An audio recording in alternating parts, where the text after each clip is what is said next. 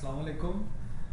आज की जो वीडियो है इसमें मैं आपको थोड़ा सा मेमोरी बिट के बारे में बताऊंगा कि आपने कि भूल क्या चीज़ है, इंटीजर क्या है, रियल क्या है, वर्ड क्या है, उसके अलावा कि कहाँ पे आपने बूलियन यूज़ करना है और किस जगह पे आप रियल वैल्यूज़ को यूज़ करेंगे, किस जगह पे आप पे इंटीजर जो डाटा टाइप है उसको आप इस्तेमाल करेंगे। जैसा कि आप जानते हैं कि ये टिया पोर्टल का जो सॉफ्टवेयर है उसका इन्वायरमेंट है। इसके अंदर अगर आपने कोई टैग्स यूज़ करने हैं तो उसका जो सिंपल तरीका होता है वो आप यहाँ पे जाएंगे पीएलसी टैग्स के अंदर, इसमें आप शो ऑल टैग्स करेंगे। मैंने फ़िलहाल एक प्रोजेक्ट बनाया हुआ है, उसके अंदर ये सारे के सारे मैंने टैग्स डिफ़ाइन किए हैं। अब इसके अंदर जैसा आप देख सकते हैं कि जो डाटा टाइप है वो यहाँ पे बूलियन है और इसके अंदर जो एड्रेस लिखा हुआ है वो आपका i0.0 है। तो जो सीमेंस की पीएलसी है इसके अंदर i का मतलब होता है इनपुट और q का मतलब होता है आउटपुट। अब इसके अंदर जो एड्रेसेस है ये मेरे हार्डवेयर के एड्रेसेस हैं। अगर आप पीएलसी पकड़े जो कि मैंने यहाँ पीएलसी यूज़ की है वो 1214C यूज़ की है, तो इस पीएलसी के अंदर मेरे पास 14 इनपुट्स हैं और इसी तरह अगर आप देखें मेरे पास 8 और 10 आउटपुट्स हैं। इसका दूसरा अगर आप चेक करना चाहें आपके हार्डवेयर के अंदर कितने इनपुट्स और आउटपुट्स हैं तो आप उसके लिए आप पीएलसी कॉन्फ़िगरेशन में जा सकते हैं। अब पीएलसी कॉन्फ़िगरेशन के अंदर मेरे पास ये पीएलसी है जो मैंने ऐड की है, इसके ऊपर डबल क्लिक करें और इसको आप जूम कर सकते हैं। जूम करने का जो तरीका है वो बड़ा ही आसान है। आप कंट्रोल दबा के माउस का स्क्रोल यूज़ कर सकते हैं या आप यहाँ से इसको बड़ा या छोटा कर सकते हैं। अब इसके अंदर अगर आप देखें तो मेरे पास जो DI है जो कि डिजिटल इनपुट है वो ये है सारी, और मेरे पास जो डिजिटल आउटपुट हैं वो नीचे की जानिब हैं और उनके जो एड्रेसेस हैं जो कि मैंने इसमें टैग्स की लिस्ट के अंदर रखे थे वो इसके अंदर मौजूद हैं। इसके 2-3 तरीके होते हैं जी आप इसके अंदर डिफ़ाइन करने के लिए। अगर फर्स्ट करें मैं यहाँ पे ट्रिप की जगह पे इसको मैं फॉल्ट लिख देता हूँ, FAULT फॉल्ट। तो उसके बाद आप देखें यहाँ पे भी चेंज हो रहा है और इसका यहाँ पे भी चेंज हो जाता है। इसको मैं दोबारा ट्रिप ही कर देता हूँ। अब इसके अंदर टैग्स का असल में मकसद क्या होता है?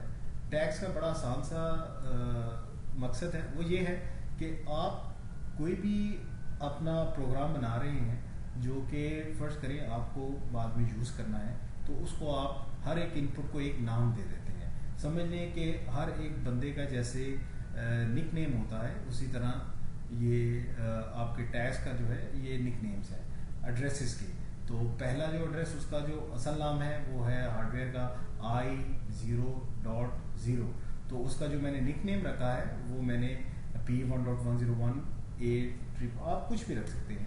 तो इसके अंदर ये होगा कि फर्स्ट करें एक कोई और आपके पास प्रोजेक्ट आ गया है जिसके ऊपर आप काम कर रहे हैं, उसके अंदर आपने सेम यही इनपुट्स आपने यूज़ करनी है। यानी एक पंप है, फर्स्ट करिए मेरे पास यहाँ पे तकरीबन यहाँ से लेके यहाँ तक पंप्स हैं, तो ये 6 पंप्स हैं और आपके पास कोई ऐसी चीज़ आती है जिसमें आपके पास फर्स्ट करें सिर्फ 3 पंप्स हैं और उसके बाद कुछ और चीज़ है, फिर आगे आपके इनपुट्स में पंप्स आ जाते हैं। तो आप उसमें IO एड्रेस चेंज करते जाएं। ये जो आपका IE का एड्रेस होगा ये वैसे का वैसा रहेगा। तो इसमें फ़ायदा ये होगा कि आपका जो प्रोग्राम है उसके ऊपर कोई इफेक्ट भी नहीं होगा और आपका प्रोग्राम जो है वैसे के वैसा ही रहेगा और इनपुट जो है वो आपके ड्राइंग के हिसाब से आप उसको कर सकते हैं। अब मेन चीज़ ये है कि मैंने बूलियन कब यूज़ करना है और मैंने जो इंटीजर है या रियल है वो उसको कब यूज़ करना है। तो इसका बड़ा आसान सा हल होता है और बड़ा आसान सा है ये कि कोई भी आपकी अगर डिजिटल इनपुट है, डिजिटल इनपुट से मुराद है 1-0 की लैंग्वेज, कि या तो ये 1 होगा या ये 0 होगा। 1 का मतलब है या तो ये बिट हाई होगी या तो ये बिट लो होगी, लो 0 होता है, या ये बिट ऑन होगी या ये बिट ऑफ होगी, या ये सिग्नल आएगा या सिग्नल जाएगा। अगर आपके पास पीएलसी में सिग्नल आ रहा है तो इसका मतलब है ये 1 है या हाई है, और अगर नहीं आ रहा है इसका मतलब है ये लो है या 0 है। इसका मतलब है कि जो डिजिटल है वो हमारे पास सिर्फ दो ही चीज़ें होती हैं, या तो ऑन है या तो ऑफ है। तो जहाँ भी आपने डिजिटल की लैंग्वेज इस्तेमाल करेंगे वहाँ पे आपको बूलियन इस्तेमाल करना पड़ेगा। तो बूलियन क्या चीज़ है जी? डिजिटल इनपुट और आउटपुट्स के लिए या तो ये 1 है या फिर 0 है। तो अगर हम बात करें कि हमारे पास डिजिटल इनपुट्स कौन कौन सी होती हैं, अगर आप सिर्फ पंप की ले लेते हैं, हम एग्जांपल लेते हैं पंप की। पंप के अंदर हमारे पास सिग्नल्स होते हैं काफ़ी ज़्यादा। ट्रिप का सिग्नल आपने उसकी रिले से लेना है, वो आपके पास डिजिटल है, क्योंकि उसमें या तो वो आएगा या नहीं आएगा, उसमें वेरिएशन नहीं होगी। और इसी तरह रन का स्टेटस है, वो या तो आप लेंगे या तो आपके पास आएगा या आपके पास नहीं आएगा। इसी तरह सिलेक्टर स्विचेस हैं, तो अगर आप सिलेक्टर स्विच को एक पोजीशन से दूसरी पोजीशन की जानिब लेके जाते हैं और उस जानिब आपके पास वो तार पीएलसी में लगी हुई है, इसका मतलब है कि उसको कॉन्टैक्ट पीएलसी की तरफ जा रहा है। तो अगर आप उसको वापस ऑफ पोजीशन रखते हैं तो वो कॉन्टैक्ट उससे मुंतका हो जाता है, यानी उसके साथ नहीं मिलता, तो इसका मतलब है वो 0 हो गया। तो ये भी जो सिलेक्टर स्विचेस की लैंग्वेज होगी वो भी 1-0 होगी, या डिजिटल इनपुट होगा या डिजिटल आउटपुट होगी, या 1 होगा या 0 होगा। इसके अंदर इसी तरह आपके पास लेवल स्विचेस हैं। लेवल स्विचेस के अंदर अगर आप बात करते हैं तो लेवल स्विचेस में भी सेम यही लैंग्वेज है, या तो ये 1 है या ये 0 है, जिसमें आपके पास डिजिटल इनपुट्स आपको मिलती हैं, जिसको हम नॉर्मली ओपन या नॉर्मली क्लोज भी कहते हैं।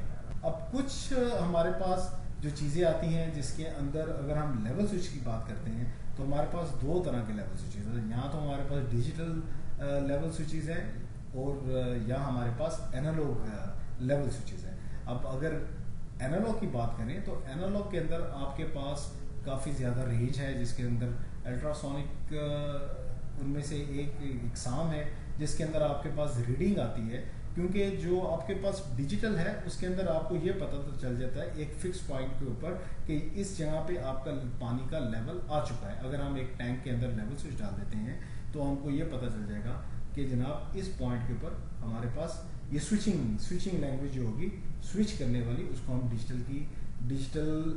डिजिटल ही कहा जाता है।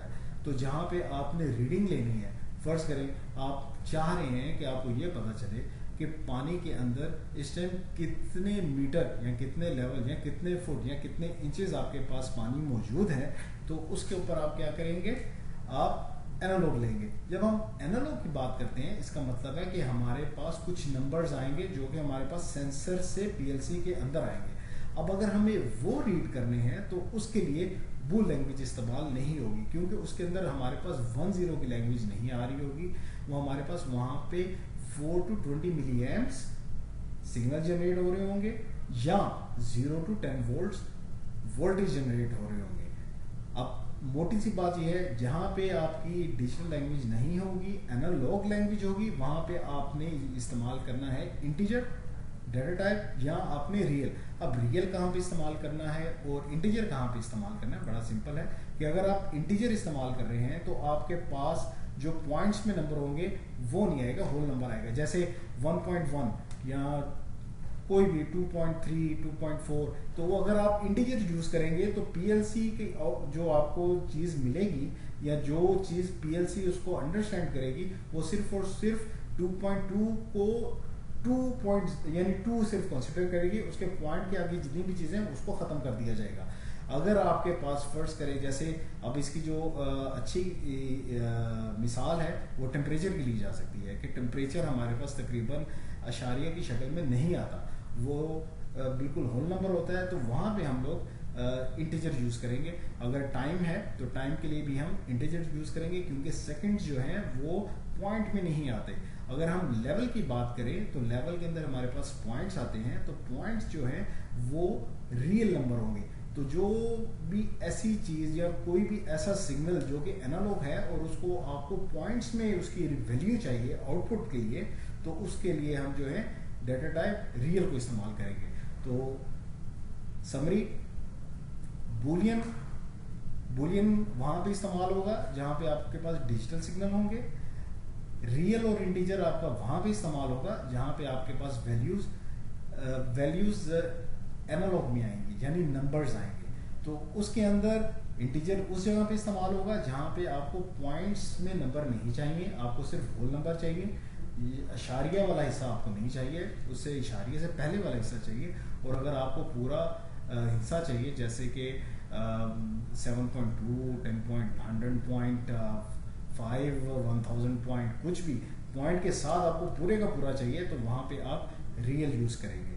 अगर आपको इस डेटा टाइप में बूल, इंटीजर और रियल में कोई मसला हो तो आप ज़रूर वीडियो पे कमेंट्स करें और मैं कोशिश करूँगा कि आपको मज़ीद बता सकूँ। फिर उसके अलावा आपको ये भी बता देता हूँ कि जो एड्रेसिंग है वो कैसे की जाती है। एड्रेसिंग जैसे आपको बताया कि जो हमारे पास डिजिटल इनपुट्स हैं, हार्ड इनपुट्स जो कि हमारे पीएलसी के हैं, वो हमारे शो होते हैं आई से, आई यानी इनपुट, और क्यू जैसे देखिए नीचे मैंने लिखा है, क्यू हमारा जैसे कि आउटपुट है। अगर हमने कोई ऐसा बुलियन या ऐसा कोई डिजिटल इनपुट इस्तेमाल करना चाह रहे हैं या ऐसी बिट इस्तेमाल करना चाह रहे हैं जो कि हमने प्रोग्राम के अंदर यूज़ करनी है, उसका हार्डवेयर के साथ कोई लिंक नहीं है, तो आप आई की जगह पे एम को इस्तेमाल करेंगे सिमेंस में। और उसके अलावा अगर आपके पास जैसे देखें आपके पास एम आ गया, एम डब्ल्यू ये वर्ड आ गया, ये इंटीजर को डिनोट करता है, यानी ये इंटीजर के लिए आपको एम डब्ल्यू लिखना पड़ेगा। ये इसकी एड्रेसिंग है कि एम डब्ल्यू लिखेंगे तो इंटीजर को शो करेगा। एम डी अगर कहीं आप लिखते हैं, जैसे कि मैं अभी इसमें ऐड करता हूँ एक, जैसे देखें इसके अंदर मैं ऐड करता हूँ एक नया सा, उसको मैं ये ऑटोमेटिकली, सॉरी इसको इस पॉइंट पे करते हैं। सीमेंस में ये है कि अगर आप ड्रैग ड्रॉप करेंगे तो ऑटोमेटिकली उसकी नंबरिंग भी हो जाएगी और जो ऊपर वाला डेटा टाइप होगा वो ऑटोमेटिकली नीचे हो जाएगा। अगर मैं इसको यहाँ पे रियल कर देता हूँ तो ये मुझे एरर देगा। ये देखें एरर दे रहा है। इसका सिंपल क्या है, आपको MD करना है। अगर आप MD करते हैं तो वो ऑटोमेटिकली क्लियर भी हो जाएगा, और वो इसका मतलब है जहाँ पे इंटीजर होगा वहाँ पे आपने W इस्तेमाल करना है, MW, जहाँ पे रियल होगा वहाँ पे MD इसका डेटा एड्रेस होगा मेमोरी बिट का।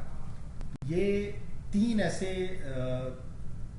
डेटा टाइप्स हैं जो कि तकरीबन मैं कहूँगा कि 90% यही यूज़ होते हैं। उसके अलावा कुछ और भी हैं मज़ीद, तो उसके लिए बाद में बताऊँगा। हाँ, एक और, अगर आपके पास एनालॉग इनपुट है जो कि हार्डवेयर है, उसके लिए सबसे पहले आपको एक मॉड्यूल जो है वो अटैच करना पड़ेगा अपनी कॉन्फ़िगरेशन। जैसे कि आपको मैं बताता हूँ, यहाँ पे देखें जो मैंने मॉड्यूल्स हैं वो मेरे पास डिजिटल इनपुट आउटपुट रिले है, उसके बाद डिजिटल इनपुट का एक मेरे पास मॉड्यूल है। इसके अंदर अगर मैं एनालॉग का ऐड करता हूँ तो उसकी एड्रेसिंग क्या होगी वो भी मैं आपको दिखा देता हूँ। आप ड्रैग एंड ड्रॉप करते हैं सिंपल। अब इसके अंदर देखिएगा जो मेरी एड्रेसिंग होगी वो होगी IW के हिसाब से। तो अगर मेरे पास, क्योंकि I इनपुट है इसलिए IW वर्ड जो एनालॉग है AI, इसका मतलब है एनालॉग इनपुट।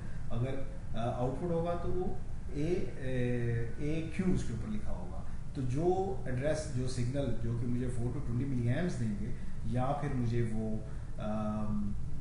वोल्टेज देंगे, उनका जो एड्रेस मैं इस्तेमाल करूंगा अपने प्रोग्राम के अंदर वो IW के लिहाज से करूंगा। जो मेरे की 0 के ऊपर लगा होगा पहले चैनल के ऊपर, उसका जो एड्रेस है IW 128 है। इसकी जो एड्रेसिंग है वो आप उसको चेंज भी कर सकते हैं। उसको चेंज करने का बड़ा आसान सा तरीका है, इसके ऊपर डबल क्लिक करें, यहाँ पे आप इसको एक्सपैंड करें, आपके पास एनालॉग इनपुट्स आ गई। अब इसके अंदर आप असाइन कर सकते हैं कि जनाब मेरे पास जो फील्ड का सिग्नल है वो आया, मेरे पास वोल्टेज है कि मेरे पास 4 to 20 मिली एम्प्स आ रहा है। अगर तो वोल्टेज आ रहा है तो आप उसको वोल्टेज रहने दें, अगर 4 to 20 मिली एम्प्स यानी करंट है तो आप उसको करंट कर दें। तो ये पेयर में होते हैं, जैसे चैनल 0 और 1 एक रहेगा, उसके बाद चैनल 2 और 3 की आप चेंज कर सकते हैं, यानी एक आप वो भी यूज़ करते हैं। उसके अलावा अगर आपको कोई और इसकी एड्रेस रखना है, मसलन IW 128 आपने नहीं रखना, तो उसका बड़ा सिंपल है, आप IO एड्रेस में जाएं, आप इसको यहाँ पे 200 भी रख सकते हैं, आपको जो आपको अच्छा लगे आप उसको कर दे। आप इसका एड्रेस यहाँ पर रखेंगे तो ऑटोमेटिकली यहाँ पे भी एड्रेस आपका चेंज हो जाएगा। अगर आपने ये देखना है, अक्सर होता है कि ओवरलैपिंग ना हो रही हो, कि अक्सर आपने अगर गलती से MW0 इस्तेमाल कर लिया और यानी वर्ड भी इस्तेमाल कर रहे हैं और आप उसको बूलियन के लिए भी इस्तेमाल कर रहे हैं, तो उसमें आपको क्या प्रॉब्लम होगा कि वो ओवरलैपिंग हो जाएगी। उसका आसान हल क्या होता है उसको चेक करने के लिए। अच्छा जी, अब इसमें असल में होता क्या है, बूलियन का मतलब होता है, अगर आपने ये देखना है कि इसकी असाइनमेंट आपकी कहीं ओवरलैप तो नहीं हो रही, आप इसमें राइट क्लिक करें और असाइनमेंट लिस्ट में आ जाएं। असाइनमेंट लिस्ट में जब आप आएंगे तो आपको पता चल जाएगा कि जनाब देखें यहाँ पे ये असल में मैं यूज़ कर रहा हूँ क्लॉक के लिए, इसलिए इसके ऊपर ये CPU का आ रहा है कि जो CPU की क्लॉक है वो मैं इसको रीड कर रहा हूँ, और उसकी जो मेमोरी बिट मैं अपने प्रोग्राम में यूज़ कर रहा हूँ वो मैं M50.2 जो है वो मैं यूज़ कर रहा हूँ, इसलिए इसके ऊपर जो CPU का वो सिंबल आया हुआ है।